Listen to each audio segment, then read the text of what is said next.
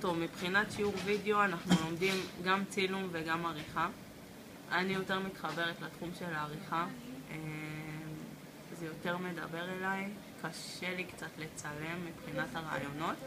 היום אני אסביר לכם על פרימייר, איך בעצם הלימודים של התוכנה הזו תורמים בחיי היום-יום, בשוק העבודה.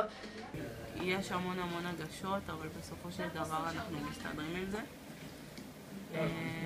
וזה בעצם שילוב, אני לומדת גם מבחינת הצילום, למרות שלא התחברתי, עכשיו זה בא לי יותר בקלות.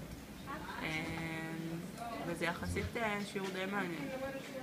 פרימייר זו תוכנה שמקנה המון אפשרויות בעריכה של סרטונים, בעריכה של מדיה בשילוב עם סרטונים, ואפשר בעצם להכניס אליה את כל הקבצים מהמצלמה ולערוך אותם, לשחק איתם, לשלב ביניהם, וככה בעצם ליצור סרטון מקצועי שאחר כך בסיום העריכה בפרימייר אפשר גם לערוך באפטר אפקטס ולהוסיף או לשנות עוד בעצם את כל העריכות שעשינו בפרימייר.